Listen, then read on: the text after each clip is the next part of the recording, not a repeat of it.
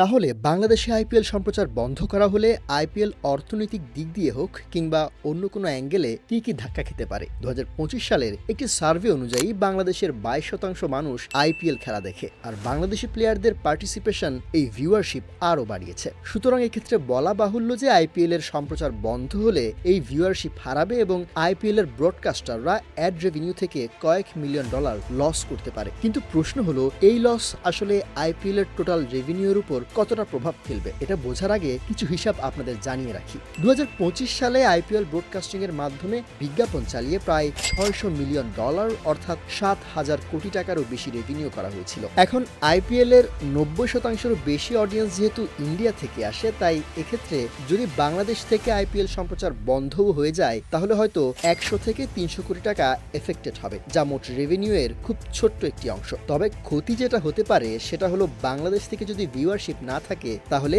IPL broadcasting এর rating একটু নেমে যাবে, যা অ্যাডভার্টাইজারদের জন্য বেশ খারাপ। এছাড়া অনেক ইন্ডিয়ান ব্র্যান্ড বাংলাদেশে আইপিএল দিয়ে প্রমোট করে, নিষেধাজ্ঞার কারণে তাদের এক্সপোজার কমবে, যা ভবিষ্যতের ডিলগুলোকে লসে ফেলতে পারে। হতে পারে এই নিষেধাজ্ঞায় আইপিএল খুব একটা ফিনান্সিয়াল লস করবে না, কিন্তু তারা যেটা হারাবে সেটা হলো রেপুটেশন। শুধু বাংলাদেশিরাই নয়, বিশ্বের অন্যান্য দেশ, ইভেন অনেক ভারতীয়রা ভারত সরকারের এমন অযৌক্তিক রাজনৈতিক সিদ্ধান্ত নিয়ে সমালোচনা করেছে। এবং অনেক বিশ্লেষকদের মতে ভারত সরকারের উচিত প্রতিবেশী দেশগুলোর উপর আধিপত্য মনোভাব না চালিয়ে পারস্পরিক সম্মান প্রদর্শন করা, খেলাধুলার মতো নিরপেক্ষ জায়গায় রাজনীতি ঢুকিয়ে দুই দেশের সাধারণ মানুষের মধ্যে যে হারমোনিটা আছে সেটা নষ্ট করার মতো বোকামি না করা। হেই, এন্টারটেইনমেন্ট ওয়ার্ল্ডের চটপটে গসিপস এবং অথেন্টিক মুভি আপডেটস পেতে সাবস্ক্রাইব করুন ভাইব নিউজ।